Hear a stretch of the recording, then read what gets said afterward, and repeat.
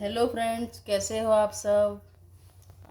आप सबका मेरी वीडियो में स्वागत है। Good evening, good evening. Hello बच्चों, गुड इवनिंग।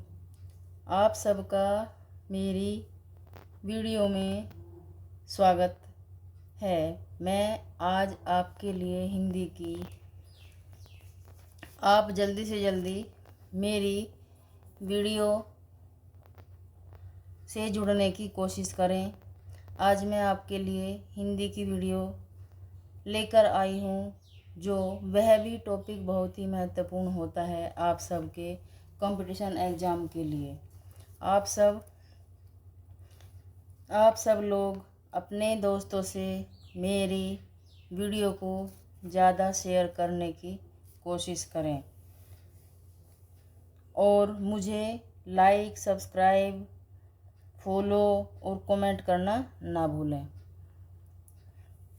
चलिए इसी के साथ आज की वीडियोस की शुरुआत करते हैं कि यह वचन परिवर्तन होता क्या है।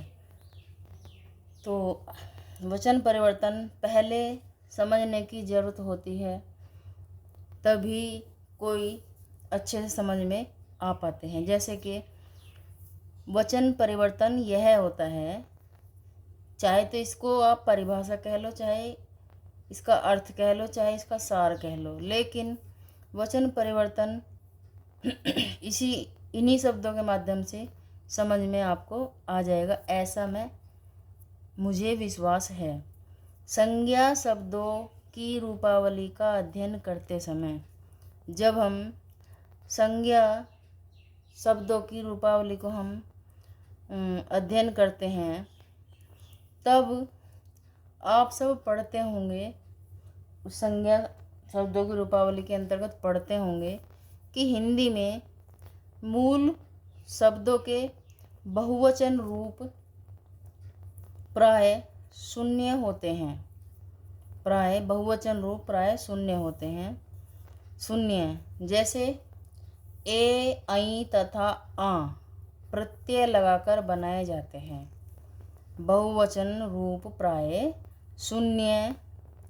ए यानी कहने का मतलब हमारा ये भी और ये भी, दोनों वर्ण और ये भी, इनमें ये 4 प्रत्यय होते हैं जिनको लगाकर ये वचन परिवर्तन बनाए जाते हैं। तो ये बहुवचन में लगाए जाते हैं। ये वाले प्रत्यय केवल बहुवचन शब्दों में लगाए जाते हैं। हिंदी में मैं आपको बता दूं कि हिंदी में हमारे जो वचन होते हैं ये 2 प्रकार के होते हैं। संस्कृत में 3 प्रकार के होते हैं। तो जो होते हैं वो आपके सामने हैं, एक वचन और बहुवचन। ठीक है, ये क्वेश्चन आप कभी भी मत भूलना, क्योंकि यह भी मोस्ट इम्पोर्टेंट क्वेश्चन होता है। अब देखते हैं हम वचन परिवर्तन के नियम। इन्हीं प्रत्ययों के लगने पर निर्भर करते हैं। जब तक हम ये प्रत्यय नहीं लगाएंगे तब तक हमारा बहुवचन शब्द नहीं बन सकता।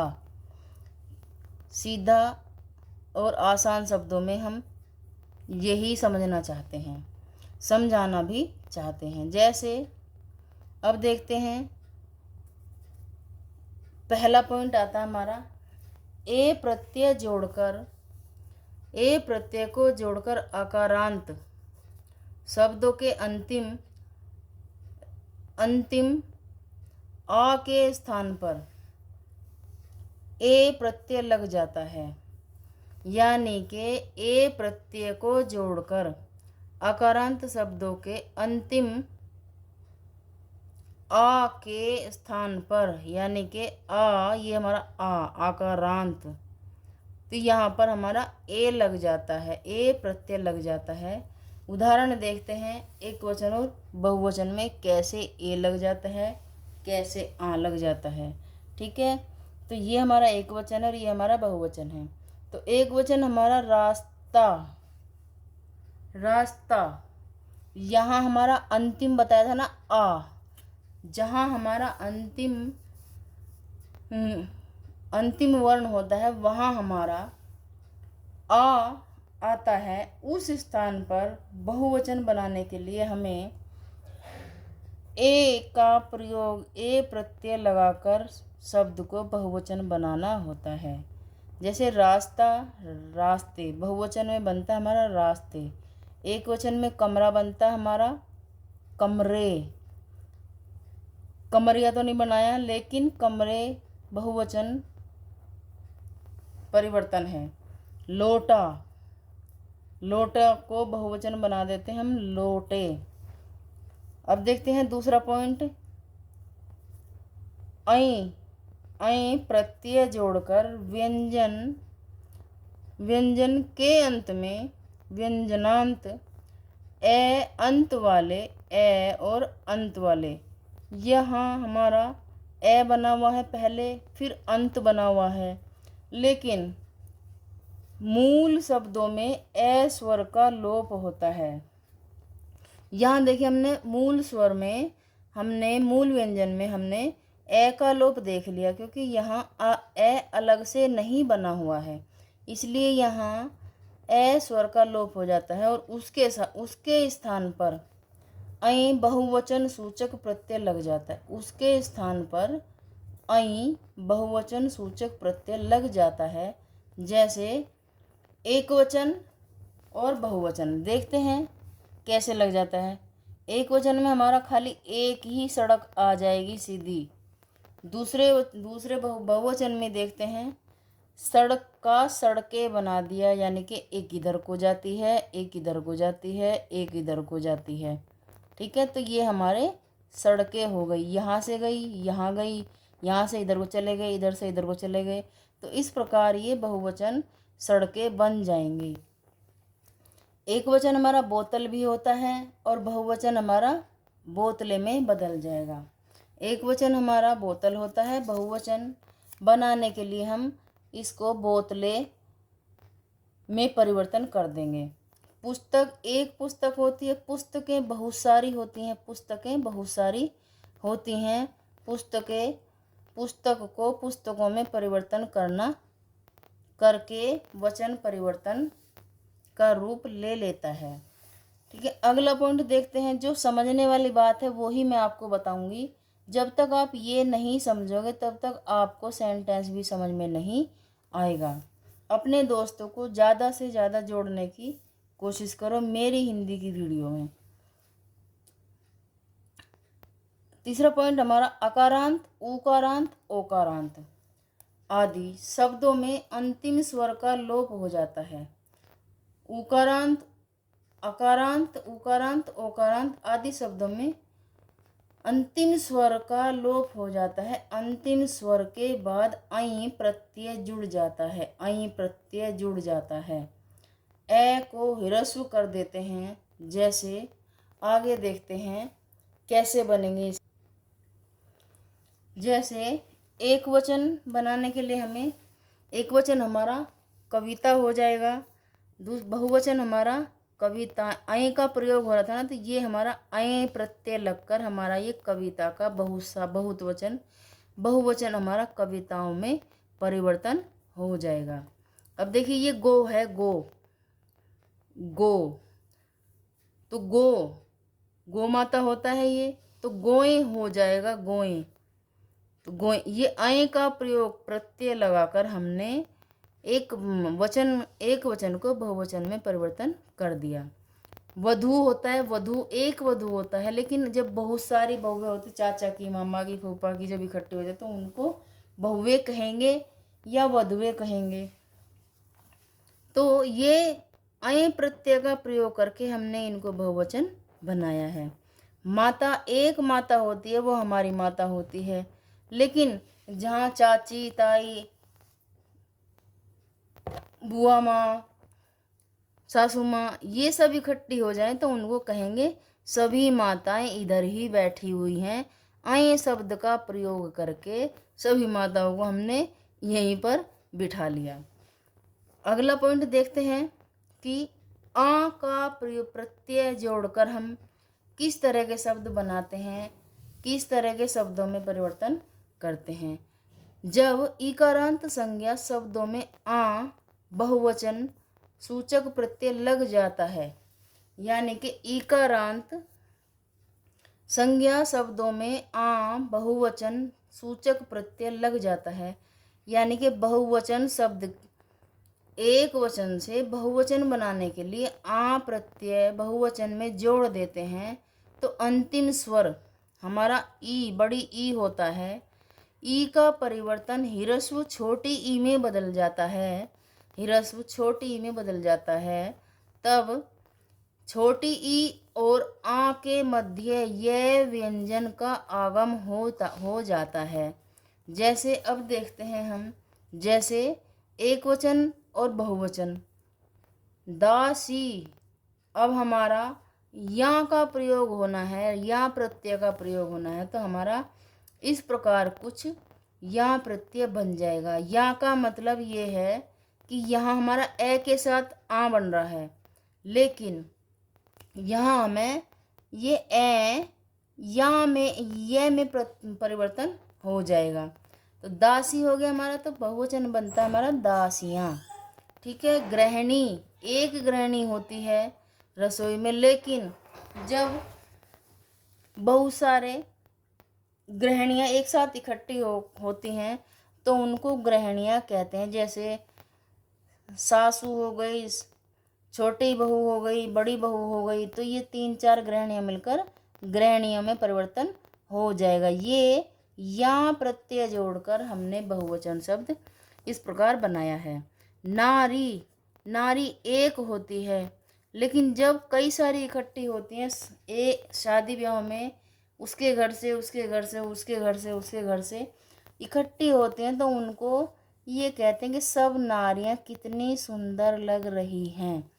ठीक है। यहाँ तक आया होगा समझ में। मैं आशा करती हूँ कि बच्चों को अच्छे से समझ में आ रहा होगा।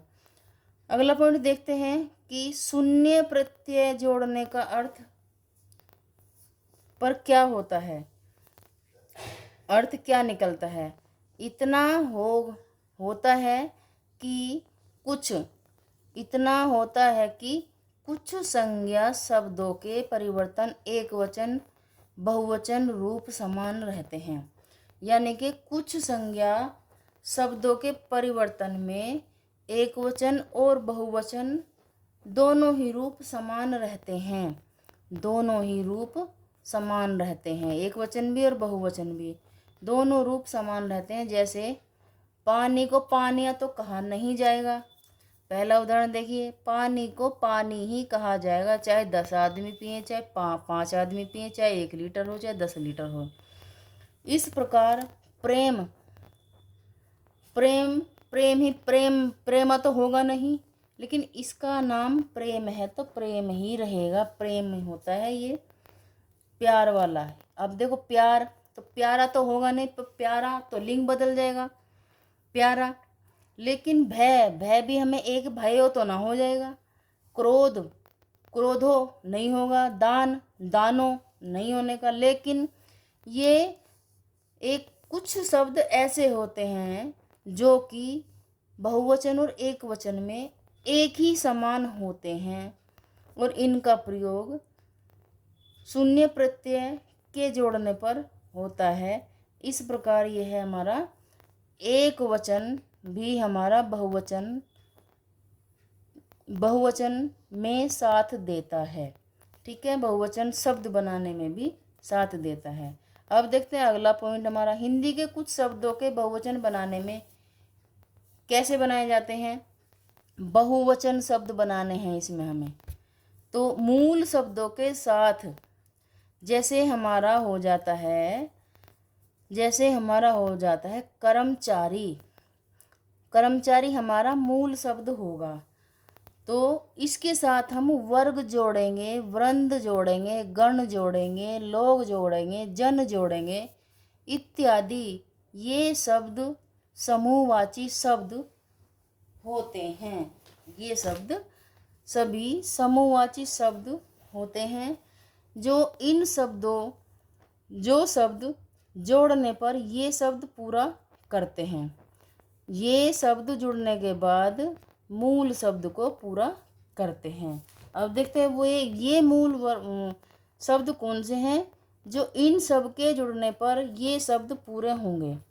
जैसे कर्मचारी, कर्मचारी एक वचन नहीं होगा, बहुवचन। जहाँ वर्ग लग जाएगा वहाँ बहुवचन हो जाएगा। जहाँ पक्षी के साथ वृंद लग जाएगा वहाँ बहुवचन हो जाएगा। असभ्य, अशिक्षित, और अगर लोग ना होता, इसके साथ लोग ना जुड़ा होता तो खाली असभ्य अशिक्षा ही बोलता। लेकिन अब यहाँ क्या हुआ, यह समूहवाची शब्द बन चुका है। असभ्य कौन है? लोग। एक लोग तो है नहीं, बहुत सारे लोग हैं, मोहल्ले में 10 लोग हैं, 20 लोग हैं, लेकिन वे हैं कौन? असभ्य हैं। अच्छा, अगला देखते हैं विद्वजन। पहली बात तो यह हमारा शब्द, इसमें मिस्टेक हो सकती है, मिस्टेक नहीं है, ये हमारा शुद्ध बरतने वाला शब्द है। इसको ज़रा ध्यान से देखना, क्योंकि ऐसे शब्द भी अधिकतर एग्जाम में देखने को मिल जाते हैं और हम उनकी अशुद्धता या शुद्धता नहीं पहचान पाते। तो ये हमारा पूरी तरह शुद्ध शब्द है, शुद्ध वर्तनी है। अब इसमें लिखा है विद्वजन। अब हम इस जन को हटा देंगे तो अब हमारा ये विद्वज, विद्वज, अगर इसको विद्वज लिखना होता है तो दूसरी तरीके से भी लिखा जाता है, लेकिन इस जन का प्रयोग करने के लिए जन को लगाकर हमने विद्वजन, बहुत सारे विद्वान लोग, इस तरह इस शब्द में वचन में परिवर्तन करके यह विद्वजन शब्द को पूरा किया है। लेखक गण, अगर इसमें एक ही होता तो लेखक होता, एक ही आदमी है, एक लेखक, एक कविता लेखक ने लिखी है। लेकिन जब बहुत सारे, एक वहाँ से आया एक वहाँ से आया, तो वह बहुत सारे लेखक इकट्ठे हुए तो उनको लेखक गण के नाम से जाना जाएगा। इस तरह बहुवचन बनाने के लिए हमें ये शब्द भी बहुत ही महत्वपूर्ण हैं, जिनको समझना जरूरी होगा। आगे देखते हैं हिंदी में कुछ शब्द हमेशा, देखिए यहाँ तो है बहुवचन बनाने के लिए हमें किन किन बातों का ध्यान रखना पड़ेगा, और जो समूहवाची भी होंगे। ठीक है, अब हमें ये है कि जो शब्द हमेशा हिंदी में बहुवचन के रूप में ही प्रयुक्त होते हैं तो वे शब्द कौन से होंगे। देखो, पहला शब्द हमारा हो गया आंसू। आंसू का बहुवचन आंसुओ, आंसुओ तो हो जाएगा, आंसुओ, आंसुओ। लेकिन अधिकतर आंसू ही आते हैं बहुवचन के रूप में। केस, केसो नहीं हो जाएगा, यह भी हमारा बहुवचन का रूप ले रखा है। समाचार, समाचार यह भी हमारा बहुवचन ही शब्द है, क्योंकि समाचार में केवल और केवल एक ही न्यूज नहीं मिलती ही। जब हम समाचार देखते हैं तो हमें 10 शहरों की खबर समाचारों के अंतर्गत मिल जाती है। दर्शन, प्राण, हस्ताक्षर, हस्ताक्षर तो नहीं हो सकता, हस्ताक्षर है। बाल, लोग, प्रजा, प्रजा, रोम, होश इत्यादि, ये सब बहुवचन के रूप में ही प्रयुक्त होते हैं। अगला पॉइंट देखते हैं हम। इसी तरह से कुछ ऐसे संज्ञा शब्द भी होते हैं जो हमेशा एक वचन में ही होते हैं। अच्छा, यहाँ तो हमने देखा कि कुछ शब्द हमेशा बहुवचन ही रहते हैं। ठीक है, अब यहाँ हम देख रहे हैं कि कुछ शब्द ऐसे भी होते हैं जो हमेशा एक वचन में ही रहते हैं, प्रयुक्त होते हैं। जैसे क्रोध, हमारा क्रोधे, क्रोधी, क्रोधी हो सकता है, तो क्रोधी वह एक व्यक्ति के लिए बोला गया है तो वह भी एक ही क्रोधी, यह भी एक वचन होगा। क्षमा, क्षमा बहुत सारी नहीं होती, क्षमा एक ही बार क्षमा किया जाता, तो यह भी हमारा एक ही वचन होगा। छाया, छायाएं नहीं होगा, खाली छाया ही होगा। कितनी गाढ़ी छाया हो रही है। प्रेम, ये भी हमारा एक ही शब्द है, एक ही वचन है। जल, ये भी एक ही शब्द है, एक ही वचन का शब्द है। जनता भी हमारा एक ही शब्द है, एक ही बार में जनता को जाना जाएगा। पानी, ये भी हमारा एक ही वचन का शब्द है। दूध भी हमारा एक ही वचन है। वर्षा भी हमारी एक ही वचन का रूप है। हवा भी हमारी एक ही वचन है। आग भी आगे नहीं हो जाएगा, लेकिन आग है, ये भी हमारा एक वचन परिवर्तन होगा, एक ही वचन का शब्द होगा। जैसे उदाहरण में देखते हैं, इस वर्ष वर्षा नहीं होगी। इस वर्ष यानी कि इस साल वर्षाएं नहीं होंगी। वर्ष, क्योंकि वर्षाएं हैं ही नहीं। जब हमें वर्षा एक ही वचन तो है, तो इसमें हमारा वर्षा ही आएगा। वर्षाएं नहीं होंगी, नहीं, क्योंकि यह अशुद्ध सेंटेंस हो जाएगा। लेकिन यह है हमारा सेंटेंस बिल्कुल सही तरह से शुद्ध है। देखिए हवा, हवाएं बहुत सारी तो है नहीं, हवाएं बहुत तेज चल सकती है, लेकिन हवा बहुत सारी वचन में नहीं आएगी। हवा एक ही होती है, वह तेज भी चल सकती है और वह नहीं भी चल सकती और वह धीरे धीरे भी चल सकती है। इसके साथ ही मैं आज की वीडियो यहीं पर समाप्त करती हूँ। आप मेरी वीडियो को लाइक करो, कमेंट करो, सब्सक्राइब करो, फॉलो करो और अपने दोस्तों को शेयर ज़रूर करो। Thank you. कल फिर मिलेंगे इसी टाइम, सेम टाइम, और प्रश्नों की उत्तर कुंजी भी, इस टॉपिक से संबंधित प्रश्न उत्तर भी लेकर आएंगे। सेम टाइम कल मिलते हैं। Thank you.